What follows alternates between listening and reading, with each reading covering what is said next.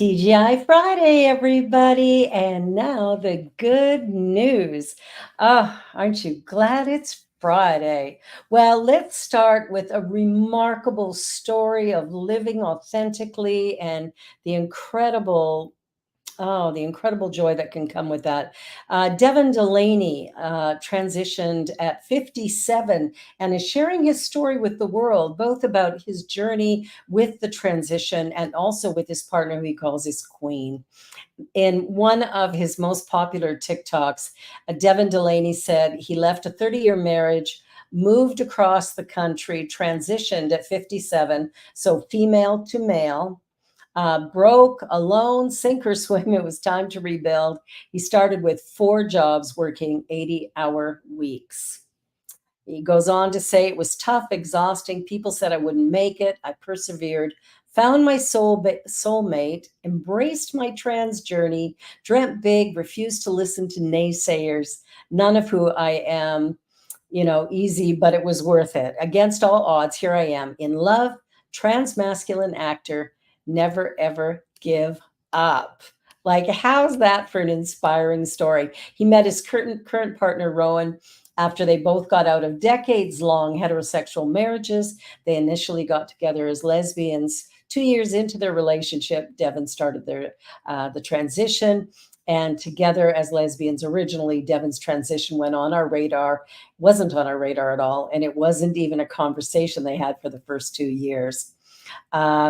They have a beautiful life together and are living their dream. And I'll tell you, love is, you know what? Love is a beautiful thing. And I really believe that each one of us, if we can find love in our life and we can, share that with the world, it's going to make the place a whole lot better to be a part of. So, way to go, Devin. Nicely done. All right. Well, here's a great story about a bus driver. This is amazing.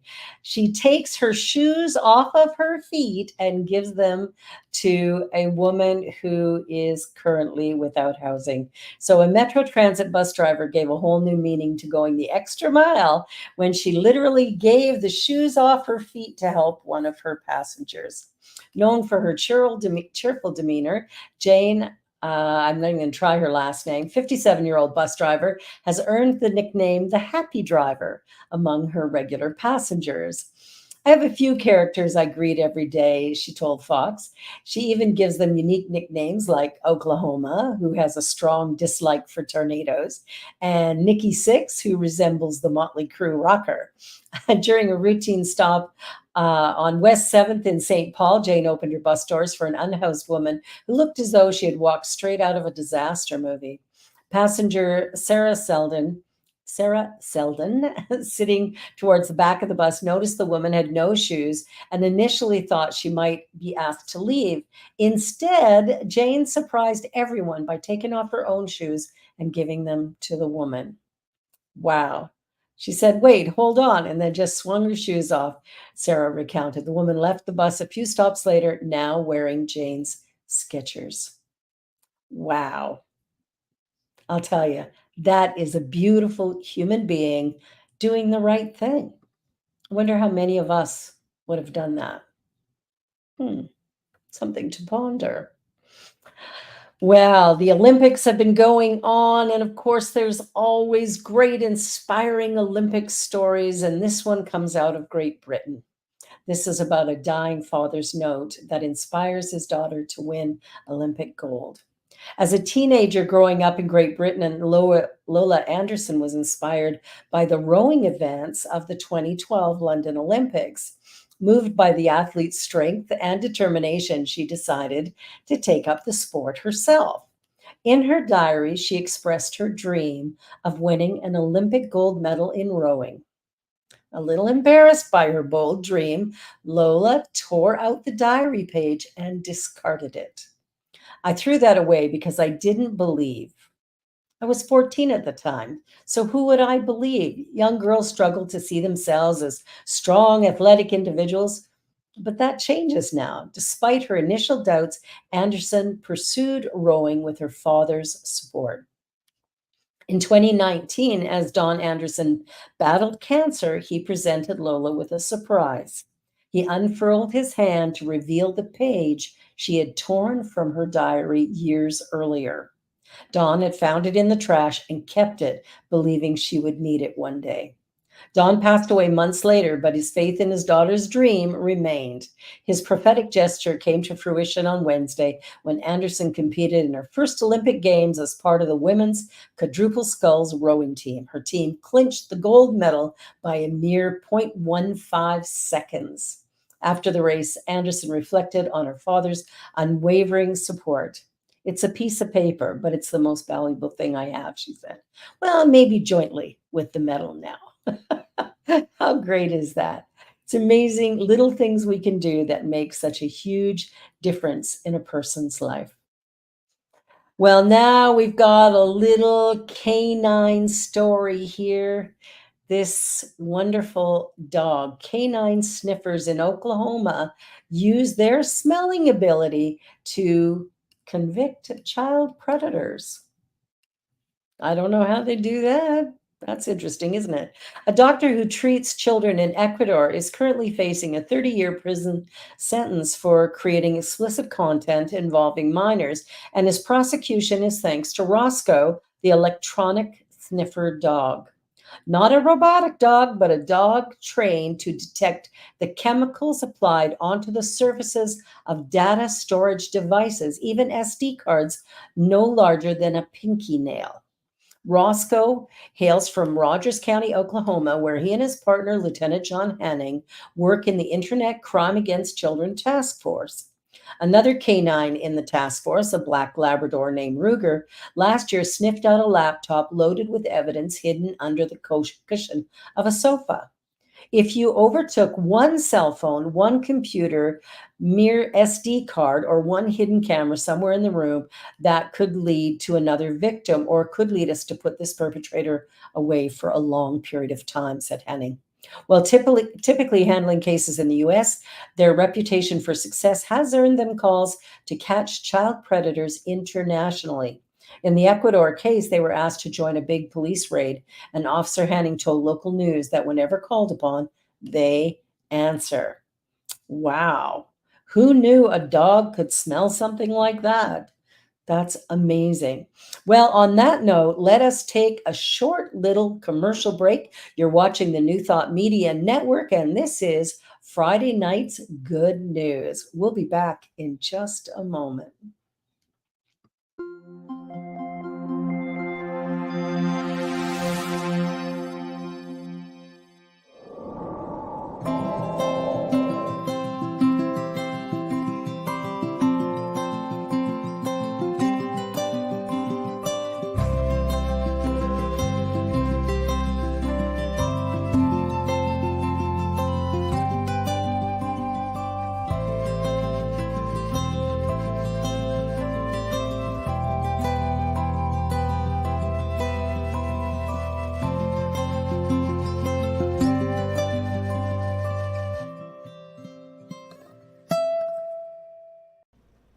Please help us say thank you to our organizational sponsors, including the Hepperlin Foundation, Affiliated New Thought Network, International New Thought Alliance, Science of Mind Archives and Library Foundation, Center for Spiritual Living Denver, Center for Spiritual Living Midtown, New Thought Philadelphia, Planned Happiness Institute, Summit Center for Spiritual Living, One Heart Retreats, Center for Spiritual Living on the Lake, Unity Spiritual Center, Kitchener, Om Center for Spiritual Living, La Mesa, Satya Center, Center for Spiritual Living, North Jersey, Unity of Savannah, and Center for Spiritual Living, Seattle, as well as all of our individual donors.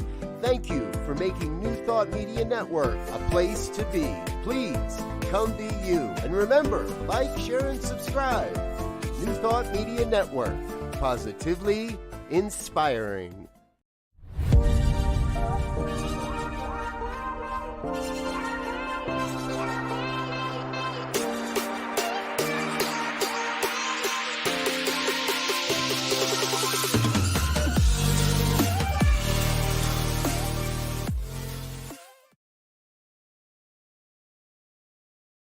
And now, more good news here on this Friday night.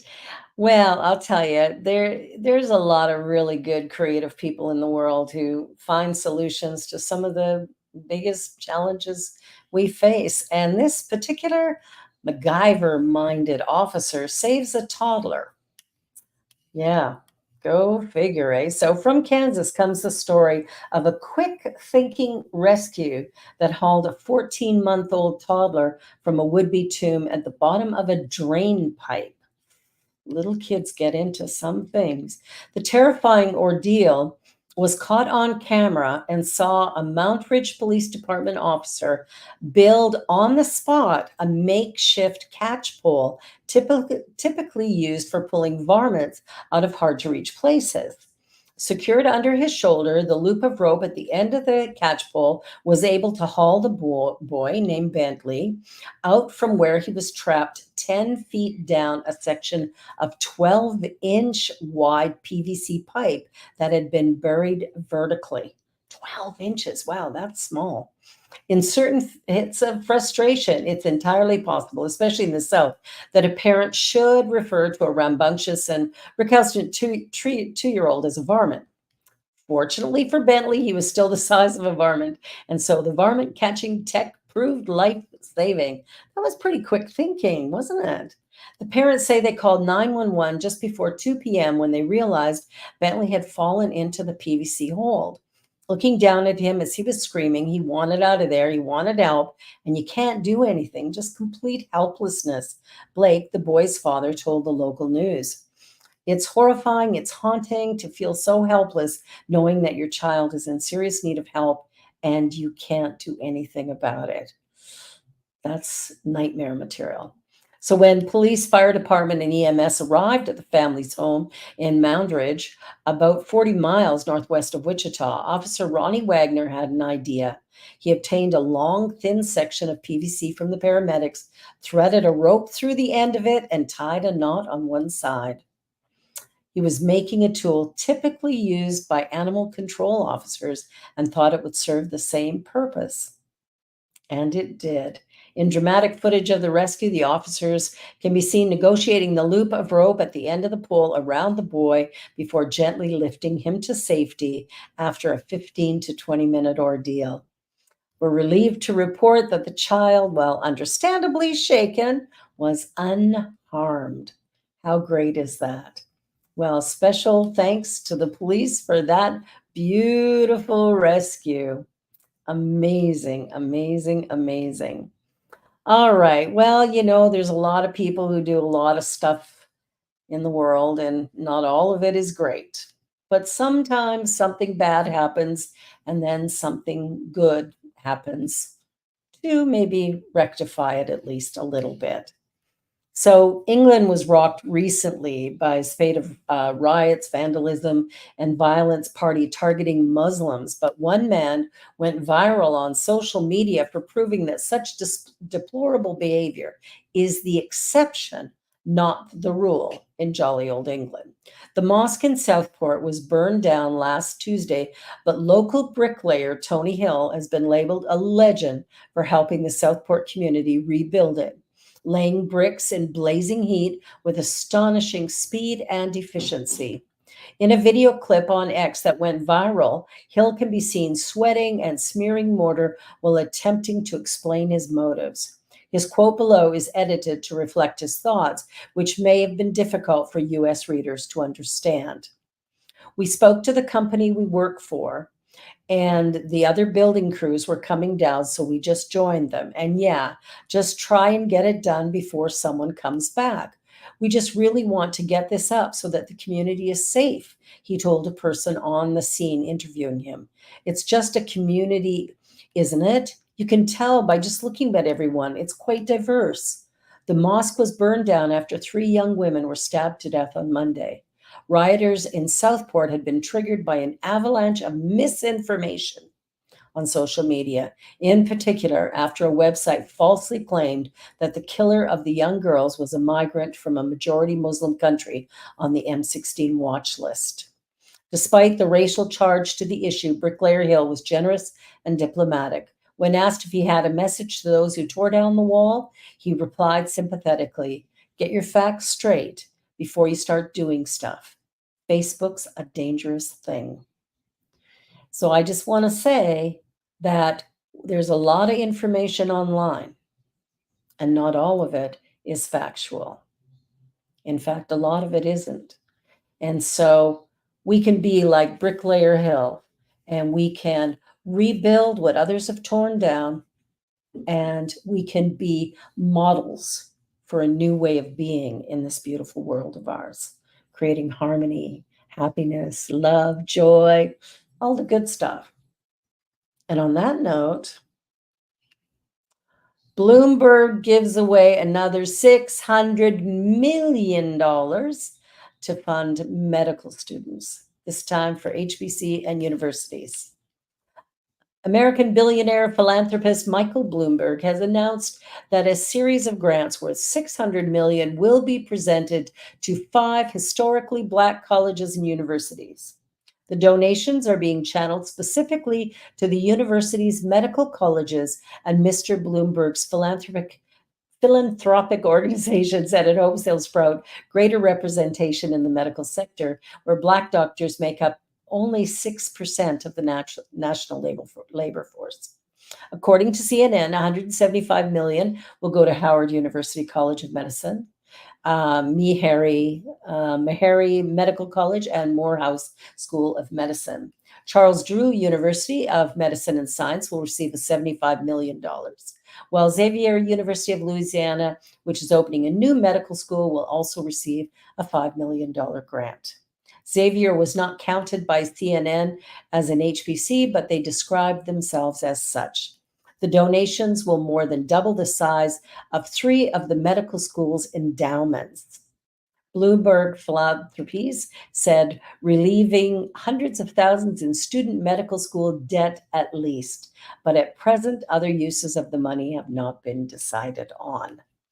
The announcement comes just weeks after Bloomberg Philanthropics announced a $1 billion gift to Johns Hopkins Medical School, one of the largest single donations in the history of American philanthropy.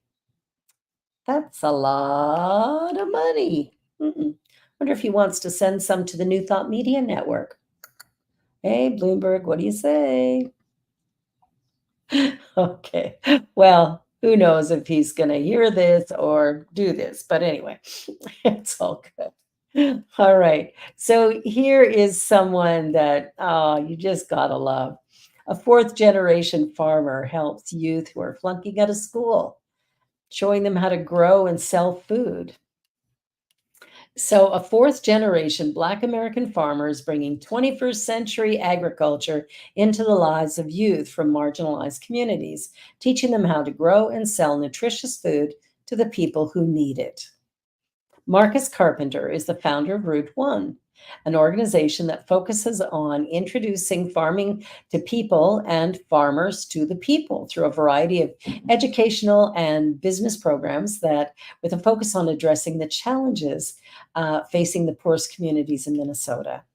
Carpenter grew up on 180 acres of farmland in Arkansas, bought by his great-grandmother Sally in 1914, who worked the land down a dirt road in a country house with 13 children. The woman's a saint. Route 1 was the name of that old dirt road, but its approach to agriculture is anything but old. The programs and facilities include the Freight Farm, where hydroponic gardens grow a variety of food inside donated shipping containers equivalent to 4 acres of farmland. It includes the Energy Emerging Farmers Institute, offering intensive virtual coursework on the fundamentals of farming, while also including sessions aimed at tackling the most commonly faced mental stressors of working in agriculture. This is amazing. We just love good stories like this. Additionally, Route One offers the Seeds to Success Youth Academy, where youth struggling in school can find alternatives to flunking out by pursuing agriculture excellence. One such success story is Anthony Rasmussen. Born into a low-income family and raised by a single mom, Route One had made itself known inside the school district, and Rasmussen was enrolled in the academy. He was part of this team that helped grow part of the 7,000 pounds of produce that Route One recently delivered to two local community organizations. This experience sparked Rasmussen's interest in pursuing a career in agriculture. He realized that farming is not just about being outdoors, which he loves, but also about helping people and making a difference. In Minnesota, 1 in 15 people experience food insecurity. The situation is worse for communities of color, with Black residents facing a staggering rate of 1 in 4. The Seeds to Success program wraps up on August 14th. Most of the 7 students in the program came from these disadvantaged backgrounds. Look at this beautiful produce. Can you show a picture of that, Tasha? It's just gorgeous what they grow and what they're providing for people in the community. I love that. It's fabulous, fabulous. All righty. And here we go. So, some good news for girls in Africa getting some education. In one of the poorest countries in the world, an American entrepreneur is empowering women and girls to stay in school and become household earners, employing women as seamstresses with a generous benefits package to sew school uniforms. One of the highest financial barriers to entry into the school system, 2 generations of females benefit because buying those school uniforms is really a challenge. The not for profit, socially minded enterprise is called Style Her Empowered. I love that. Acronym SHE. And was founded by Peyton McGriff, who began her journey as a senior at the University of Idaho, seeking a place in the market to start a business for a class project. Remembering a book she had read 2 years earlier called Half the Sky, which looked at the rates of female enrollment in primary school around the world, she was inspired to find market solutions to the problem and saw over 100 million girls worldwide stuck in educational dereliction. As it happened, a professor she knew at university was from the West African country of Togo, and he encouraged McGriff to travel to his hometown of Notsi on a scouting mission over spring break. She learned that not only do 69% of households live under the poverty line, but most of the household chores fall upon women and girls. On top of this, the cost of buying new school uniforms made it almost impossible for a child in this part of the world to make it at all the way from first grade to 12th. Every girl stood up and raised her hand so high, and not only that, told a very expressive story about how she had been shamed out of school because she didn't have her uniform. McGriff, now a 2024 CNN hero, recalled to the news outlet explaining how she surveyed schoolgirls for the largest challenges to staying in school. And this was the place to start. Imagine a school uniform. It's a beautiful thing that people take on to help one another, and as we see more and more of this, it just allows me to feel like there is hope in this beautiful world of ours. She operates 2 factories in Togo where seamstresses make 75% more than the minimum wage and enjoy a comprehensive Western-style benefits package. So this young woman making a difference in the world, and we are very, very grateful. Okay, now here's a kind of a miracle story. At least it seems like that to me. A Chinese doctor removes a patient's lung tumor using robotics from 3,000 miles away. Yes, I said 3,000 miles. So he's not in the OR. He's not even in the country. Incredible, right? In the image, the future of medicine, Dr. Liu King Kong uses a sophisticated control center to guide a set of robotic surgery tools to remove a tumor from a patient's lung 3,000 miles away. Dr. Luo was seated in the Shanghai Chest Hospital on China's Pacific coast while the patient was anesthetized on a bed inside a hospital in Kashgar, Xinjiang Autonomous Region. The Chinese made 5G Medbot allowed Leo to transmit his precision and decades of experience instantaneously across 3 time zones, ushering in an era of telesurgery that may save thousands in rural areas where lack of expert medical staff may have been a death sentence in previous years. According to Shanghai Daily, the Shanghai Chest Hospital is the nation's first medical facility carrying out robotic assisted surgery, and it's also the facility carrying out the largest quantity of such surgeries in China. The global shortage of specialist surgeons is a major impediment to medical advancement in low and middle income countries, with just over 1.1 million surgeons, but only half as many anesthesiologists. There really are shortages in high income countries as well, but one review calculated that for every 100,000 people in low and middle income countries, there are just zero point 0.7 specialist surgeons compared to 5.5 in high income countries. Wow, this surgery could prove to be very beneficial to a whole lot of people in the coming years. So that is really, really good news. Well, here we are at the end of our time once again. It's Friday night here on the Good News Network, the Good News Network. That's where we get our news, is from the Good News. This is the New Thought Media Network, and this show is the Good News. And I'm so grateful to be here with you today. I will be with you again at the end of the month, and I hope you are having a most fabulous summer vacation. And we look forward to being with you again next time. Be sure to share, to like, to subscribe, and hey, leave a comment or two. And by the way, if you're feeling generous, donate to the New Thought Media Network. It really is the place to be. Have a wonderful summer. Love and blessings. Bye for now.